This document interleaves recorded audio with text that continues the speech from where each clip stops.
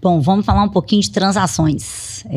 A gente está vendo aí, né, uma movimentação no mercado com relação a transações. A gente vê que tem tido boas oportunidades para empresas que possuem ali débitos que não têm chances de êxito, né, em discussões, seja administrativas, seja judiciais. E a gente vê, então, que principalmente para aquelas que têm o rating ali entre C e D, né, que são quando os débitos são de difícil recuperação ou irrecuperáveis, a gente consegue ter boas reduções e tem ali, então, um movimento, inclusive da União, para poder tentar trazer para dentro dos caixas, né, dos cofres, receitas que estariam ali sendo discutidas por anos, para poder dar de um lado uma redução, mas por outro lado ela também passa a receber.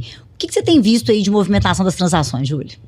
É isso, Clarissa. Realmente a transação que veio para ficar, que é uma transação sem prazo, é a transação individual, tanto na Receita Federal como na PGFN, só que essa transação, ela pressupõe que os débitos sejam superiores a 10 milhões de reais. Então, muitas vezes, os contribuintes não têm débitos que chegam a esse valor, seja escrito em dívida ativa ou no contencioso administrativo fiscal.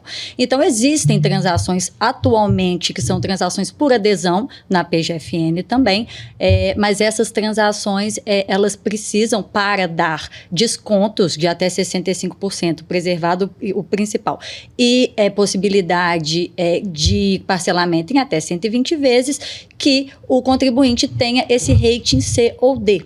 E muitas vezes não é o que acontece, pelo menos a princípio. E é aí que a gente vê a possibilidade de revisão da capacidade contributiva.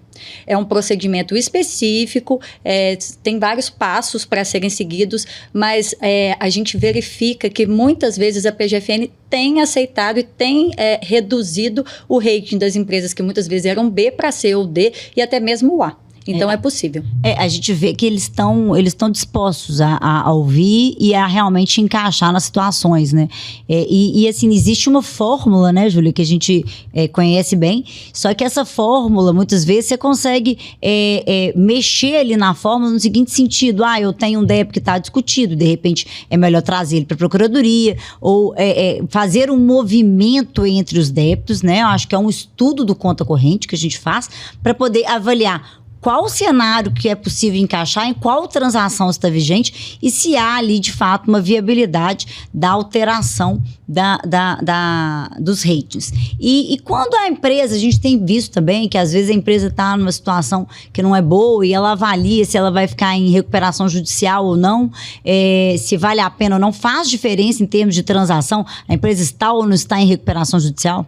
Depende. Na Receita Federal existe uma transação que ela é específica para empresas em recuperação judicial, só que essa transação, ela não permite, ela não dá uma redução do débito, só que ela permite o parcelamento em até 120 vezes e permite a utilização de prejuízo fiscal e base negativa de CSL. E não, diferente das outras transações da Receita Federal, não é necessário que o débito esteja sendo discutido, esteja em contencioso administrativo fiscal. Então, todos aqueles débitos que muitas vezes foram confessados... Está no conta corrente, né? Está no conta corrente aberto. Eu confessei, né, eu coloquei lá na minha escrita fiscal, mas eu não paguei. Então, ele nunca vai ser objeto de contencioso administrativo, então, mas ele pode ser transacionado na Receita Federal. Na PGFN, ao invés dos 65% de desconto, pode chegar a 70% e até a 145 parcelas. Então a gente vê que tem ali algumas movimentações, né, para transações.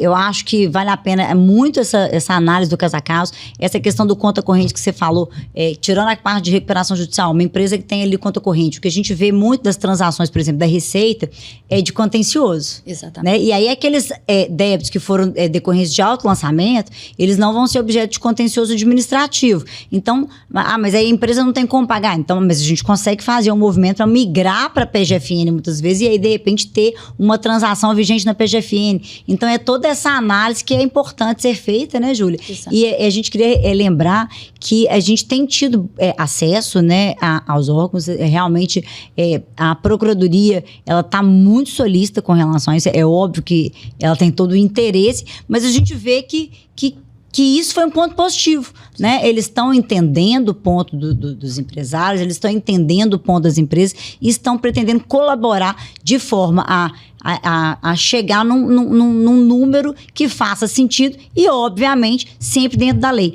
Muitas vezes perguntam pra gente, mas eu queria pagar com o crédito, por exemplo, de terceiros. Gente, isso não tem previsão legal, não adianta pedir para conversar na Procuradoria ou na Receita Federal, né, Júlia? Eles nem podem não podem. aceitar. É responsabilidade fiscal, eles não podem. Então, assim, o que a gente precisa entender é precatório, em alguns casos pode, prejuízo fiscal e base negativa muitas vezes pode, né? Esses pontos. E nos estados? Está tendo também algum movimento aí nos estados com relação ou a refis, né? Ou transações? A gente tem visto que tem acontecido também? Alguns estados, Minas Gerais hoje tem uma transação vigente, só que o marco temporal da ocorrência do fato gerador tem que ter sido março de 2023. Então, os débitos que foram constituídos, né, que são de fato gerador até março de 2023, tem redução até de 90% de multijuros. A gente vê também que outros estados estão na mesma onda da Receita Federal e da PGFN, instituindo transações até muito semelhantes às transações federais. Agora, voltando um pouquinho aí no gancho só da transação federal também, o que eu acho importante a gente deixar claro, muitas empresas ficam ali na expectativa de sair um refis, de sair uma transação que muitas vezes não verifica rating. E o que a gente vê é que só sai transação, pelo menos nos últimos 4 anos, que não verifica rating, quando é de interesse próprio da Receita Federal. Ou seja, teses que muitas vezes estão favoráveis para os contribuintes, ou então débitos de mais de 50 milhões de reais que estão garantidos ou com liminar, que são débitos que muitas vezes não é interessante para o contribuinte transacionar. Então, são esses débitos que normalmente não dependem do rating. Os outros débitos, seja no Estado, em transações, ou seja na Receita Federal e PGFN, muitas vezes dependem dessa capacidade de pagamento. Hoje, o único estado que a gente tem notícia de refis mesmo, que não depende disso, é Minas Gerais.